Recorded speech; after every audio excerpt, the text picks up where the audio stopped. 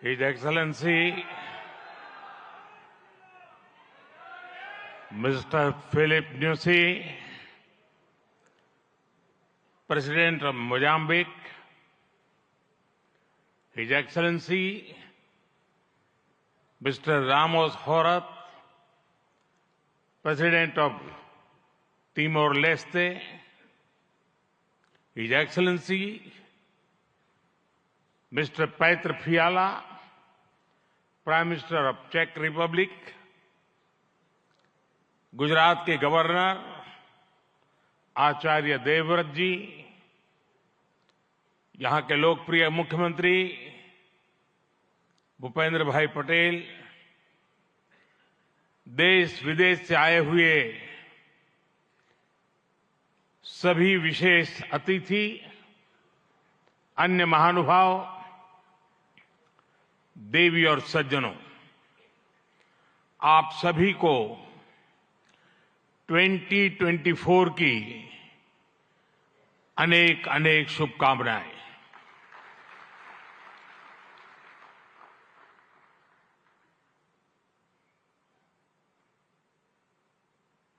निकट भूतकाल में भारत की आजादी के 75 साल पूरे हुए और अब भारत अगले 25 वर्षों के लक्ष्य पर काम कर रहा है। जब भारत अपनी आजादी के 100 वर्ष मनाएगा, तब तक हमने भारत को विकसित बनाने का लक्ष्य रखा है और इसलिए ये 25 साल का कार्यकाल भारत का अमृतकाल है। ये नए सपने, नए संकल्प और नित्य नूतन सिद्धियों का कार्यकाल है। इस अमृतकाल में ये पहली वाइब्रेंट गुजरात ग्लोबल समिट हो रही है और इसलिए इसका महत्व और बढ़ गया है।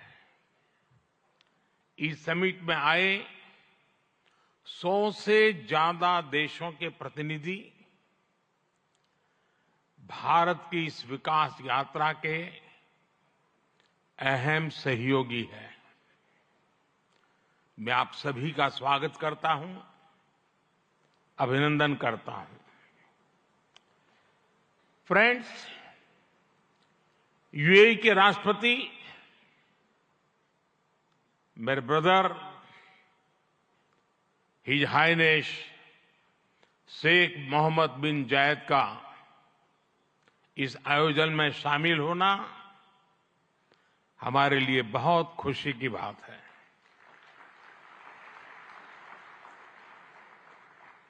वाइब्रेंट गुजरात में इस समिट में उनका यहां चीफ गेस्ट के तौर पर उपस्थित होना भारत और यूएई के दिनों दिन मजबूत होते आत्मीय संबंधों का प्रतीक है। कुछ देर पहले हमने उनके विचार सुने।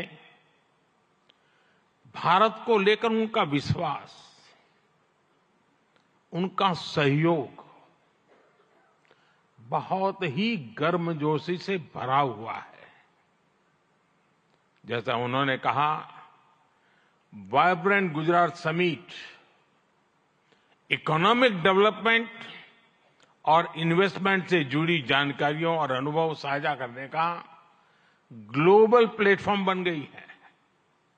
इस समिट में भी भारत और यूएई ने फूड पार्क्स के विकास के लिए, रिन्यूएबल एनर्जी के क्षेत्र में सहयोग बढ़ाने के लिए, इनोवेटिव हेल्थ केयर में निवेश के लिए कई महत्वपूर्ण समझौते किए हैं। भारत के पोर्ट इंफ्रास्ट्रक्चर में यूएई की कंपनियों द्वारा कई बिलियन डॉलर के नए निवेश पर सहमति बनी है। यूएई के सॉवरेन वेल्थ फंड द्वारा गिफ्ट सिटी में ऑपरेशन शुरू किए जाएंगे। ट्रांसवर्ल्ड कंपनी यहां एयरक्राफ्ट और शिप लीजिंग एक्टिविटीज भी शुरू करने जा रही है। भारत और यूएई ने जिस तरह अपने रिश्तों को एक नई ऊंचाई दी है, उसका बहुत बड़ा श्रेय मेरे brother His Highness Sheikh Mohammed bin Zayed को जाता है। फ्रेंड्स, मोजाम्बिक के प्रेसिडेंट हिज एक्सेलेंसी न्यूसी से कल भी मेरी बहुत विस्तार से बात हुई है। उनके लिए तो गुजरात आना पुरानी यादों को ताजा करने जैसा है। प्रेसिडेंट न्यूसी आईआईएम अहमदाबाद के एल्यूमनाई है।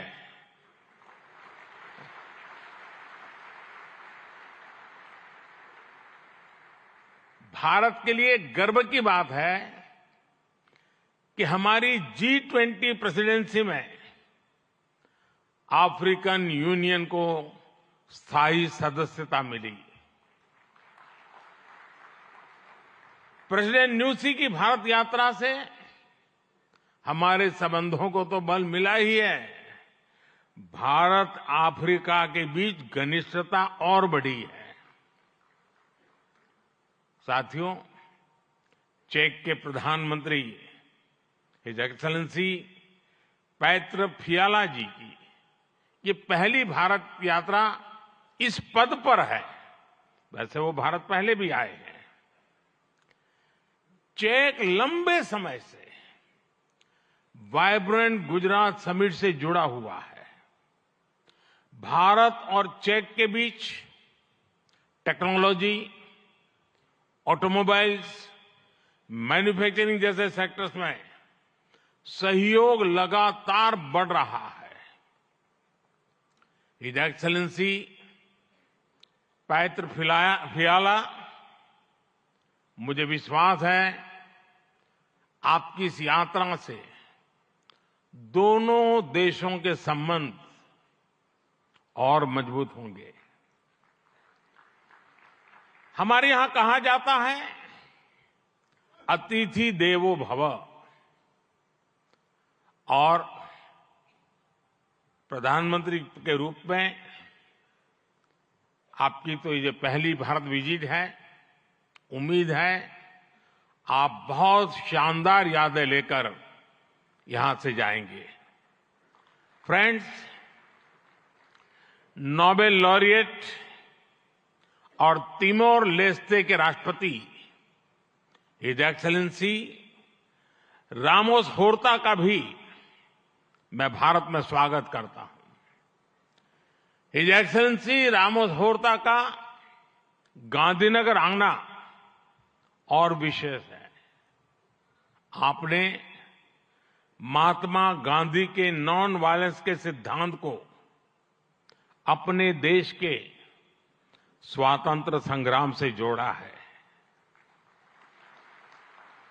आसियान और इंडो पैसिफिक क्षेत्र में तिमोर लेस्ते के साथ हमारा सहयोग बहुत अहम है। फ्रेंड्स, कुछ समय पहले ही वाइब्रेंट गुजरात ग्लोबल समिट को 20 वर्ष पूरे हुए हैं। बीते 20 वर्षों में इस समिट ने नए आइडियाज को प्लेटफॉर्म दिया है। इसने इन्वेस्टमेंट्स और रिटर्न्स के लिए नए गेटवे बनाए हैं। और अब वाइब्रेंट गुजरात ग्लोबल समिट की इस बार की थीम है गेटवे टू द फ्यूचर। 21वीं सदी की दुनिया का फ्यूचर हमारे साझे प्रयासों से ही उज्जवल बनेगा। भारत ने अपनी G20 प्रेसिडेंसी के दौरान भी ग्लोबल फ्यूचर के लिए एक रोडमैप दिया है। वाइब्रेंट गुजरात ग्लोबल समिट के इस एडिशन में भी इस विजन को और आगे बढ़ा रहे हैं। भारत I2U2 और दूसरे मल्टीलेटरल ऑर्गेनाइजेशन के साथ पार्टनरशिप को लगातार मजबूत कर रहा है। One world, one family, one future का सिद्धांत विश्व कल्याण की अनिवार्य आवश्यकता है। फ्रेंड्स, आज तेजी से बदलते हुए वर्ल्ड ऑर्डर में भारत विश्व मित्र की भूमिका में आगे बढ़ रहा है।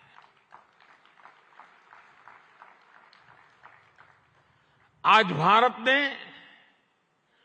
विश्व को ये भरोसा दिया है कि हम साझा लक्ष्य तय कर सकते हैं, अपने लक्ष्य प्राप्त कर सकते हैं। विश्व कल्याण के लिए भारत की प्रतिबद्धता, भारत की निष्ठा, भारत के प्रयास और भारत का परिश्रम आज की दुनिया को ज्यादा सुरक्षित और समृद्ध बना रहा है। The world looks at India as an important pillar of stability, a friend who can be trusted, a partner who believes in people-centric development, a voice that believes in global good, a voice of the global South, an engine of growth in the global economy, a technology hub for finding solutions, a powerhouse of talented youth, and a democracy that delivers. Friends, Bharat के 1.4 billion लोगों की priorities और aspirations, human centric development पर उनकी आस्था, inclusivity और equality का हमारा commitment, विश्व समृद्धि और विश्व के विकास का बहुत बड़ा आधार है। आज भारत दुनिया की 5th लार्जेस्ट इकोनॉमी है। 10 साल पहले भारत 11th पर था। आज दुनिया की हर प्रमुख रेटिंग एजेंसी का अनुमान है कि भारत अगले कुछ वर्षों में दुनिया की टॉप 3 इकोनॉमी में जाएगा।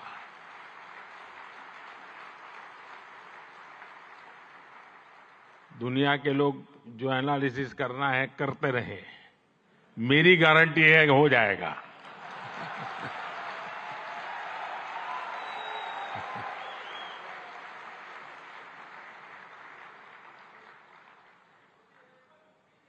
एक ऐसे समय में जब विश्व अनेक अनिश्चितताओं से घिरा हुआ है, तब भारत दुनिया में विश्व की एक नई किरण बनकर के उभरा है। भारत की प्राथमिकताएं बिल्कुल स्पष्ट है। आज भारत की प्राथमिकता है sustainable industry, infrastructure and manufacturing. आज भारत की प्राथमिकता है new age skills, futuristic technology, AI and innovation. आज भारत की प्राथमिकता है green hydrogen, renewable energy, semiconductors, इसका पूरा इकोसिस्टम। इसकी एक झलक हम vibrant Gujarat global trade show में भी देख सकते हैं। और मेरा तो आग्रह है कि ट्रेड शो जरूर देखें। गुजरात के भी स्कूल कॉलेज के विद्यार्थी जरूर जाएं। कल दिन में मैंने हिज एक्सेलेंसी न्यूसी और हिज एक्सेलेंसी रामोस होर्ताई जी के साथ इस ट्रेड शो में काफी समय गुजारा है। इस ट्रेड शो में कंपनियों ने world class state of the art technology से बने प्रोडक्ट्स का निदर्शन किया है। E mobility, startups, blue economy, green energy और स्मार्ट इंफ्रास्ट्रक्चर जैसे ट्रेड शो में एक प्रकार से छाए हुए हैं। ये जितने भी सेक्टर्स हैं, इनमें इन्वेस्टमेंट के लिए आपके पास लगातार नए अवसर बन रहे हैं। साथियों, आप सभी वैश्विक परिस्थितियों से भली भांति परिचित है। ऐसे में आज अगर भारत की इकोनॉमी में इतना रेजिलियंस दिख रहा है, अगर आज भारत की ग्रोथ में इतना मोमेंटम दिख रहा है, तो इसके पीछे बड़ी वजह है बीते 10 वर्षों में स्ट्रक्चरल रिफॉर्म्स पर हमारा फोकस। इन रिफॉर्म्स ने भारत की इकोनॉमी की कैपेसिटी, कैपेबिलिटी एंड कॉम्पिटिटिवनेस बढ़ाने का बहुत बड़ा काम किया है। रिकैपिटलाइजेशन और आईबीसी से हमने भारत के बैंकिंग सिस्टम को दुनिया के सबसे मजबूत बैंकिंग सिस्टम में से एक बना दिया है। ईज ऑफ डूइंग बिजनेस पर जोर देते हुए हमने 40,000 से ज्यादा कंपनीज को समाप्त कर दिया है, कंप्लायंसेस को समाप्त कर दिया है। जीएसटी ने भारत में टैक्स के अनावश्यक जाल को खत्म किया है।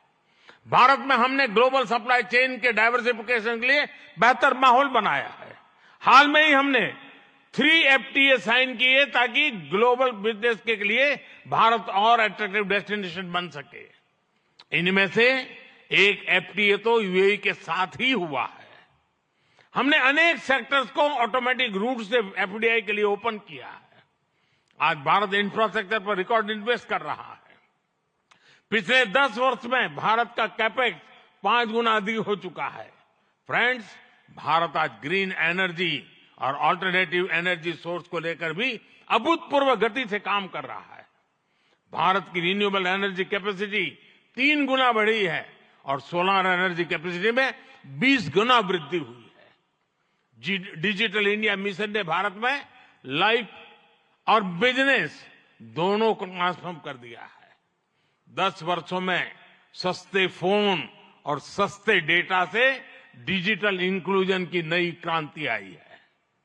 हर गांव तक ऑप्टिकल फाइबर पहुंचाने का अभियान, 5G का तेजी से विस्तार आम भारतीयों का जीवन बदल रहा है। आज हम दुनिया में तीसरे बड़े स्टार्टअप इकोसिस्टम है। 10 वर्ष पहले तक भारत में कुछ 100 स्टार्टअप थे। आज भारत में 1,15,000 रजिस्टर्ड स्टार्टअप्स है। भारत के ओवरऑल एक्सपोर्ट में भी रिकॉर्ड बढ़ोतरी हुई है। फ्रेंड्स, भारत में जो ये बदलाव आ रहा है, वो भारत के नागरिकों की ईज ऑफ लिविंग भी बढ़ा रहा है, उन्हें एम्पावर कर रहा है। हमारी सरकार के 5 वर्षों में 13.5 करोड़ से ज्यादा लोग गरीबी से बाहर निकले हैं। भारत में मिडिल क्लास की एवरेज इनकम लगातार बढ़ रही है। भारत में फीमेल वर्कफोर्स के पार्टिसिपेशन में भी रिकॉर्ड वृद्धि हुई है। भारत के भविष्य के लिए ये बहुत अच्छी संकेत है। और इसलिए मैं आप सभी का आह्वान करूंगा कि भारत की इस विकास यात्रा से जुड़िए, हमारे साथ चलिए। साथियों, लॉजिस्टिक्स को लेकर ईज ऑफ ट्रांसपोर्टेशन के लिए भी भारत में आधुनिक पॉलिसीज पर काम हो रहा है। 10 साल पहले भारत में 74 एयरपोर्ट्स थे, आज भारत में 149 एयरपोर्ट्स हैं। भारत का नेशनल हाईवे नेटवर्क पिछले 10 सालों में करीब करीब 2 गुना हो चुका है। 10 सालों में हमारा मेट्रो ट्रेन नेटवर्क 3 गुना से ज्यादा बढ़ चुका है। गुजरात हो, महाराष्ट्र हो या फिर हमारी ईस्टर्न कोस्ट लाइन हो, इनको आज डेडिकेटेड फ्रेट कॉरिडोर से जोड़ा जा रहा है। भारत में आज अनेक नेशनल वाटरवेज पर एक साथ काम चल रहा है। भारतीय पोर्ट्स का टर्न अराउंड टाइम आज बहुत कॉम्पिटिटिव हो गया है। G20 के दौरान जिस India middle east Europe economic corridor की घोषणा हुई है, वो भी आप सभी इन्वेस्टर्स के लिए बहुत बड़ी बिजनेस अपॉर्चुनिटी है। फ्रेंड्स, भारत के कोने कोने में आपके लिए नई संभावनाएं हैं। वाइब्रेंट गुजरात समिट इसके लिए भी एक गेटवे की तरह है, गेटवे टू द फ्यूचर। और आप भारत में सिर्फ इन्वेस्टमेंट ही नहीं कर रहे, बल्कि यंग क्रिएटर्स और कंज्यूमर्स की एक नई जनरेशन को भी शेप कर रहे हैं। भारत के एस्पिरेशन से भरी यंग जनरेशन के साथ आपकी पार्टनरशिप को वो रिजल्ट लाकर दिखा सकती है जिसकी आपने कभी कल्पना भी नहीं की होगी।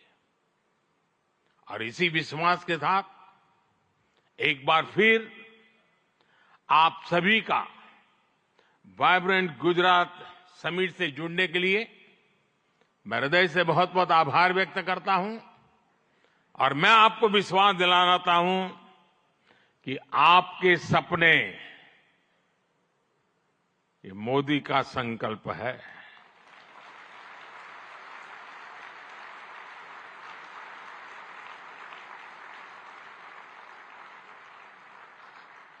आपके सपने जितने बड़े होंगे, मेरा संकल्प भी उतना ही बड़ा होगा। आइए, सपने देखने के अवसर अनेक हैं, संकल्प पूरा करने का सामर्थ्य भी मौजूद है। बहुत बहुत धन्यवाद। माननीय प्रधानमंत्री महोदय, आपके प्रेरणादायक उद्बोधन और गुजरात की विकास कहानी में सक्रिय रूप से भाग लेने के लिए, सभी को प्रोत्साहित करने के लिए एवं आपकी प्रेरक उपस्थिति के लिए हम भी आपका बहुत बहुत धन्यवाद करते हैं। We extend our heartfelt appreciation for the same. एक बार फिर यहां उपस्थित सभी गणमान्य अतिथि एवं समस्त सभागण का हम आभार व्यक्त करते हैं।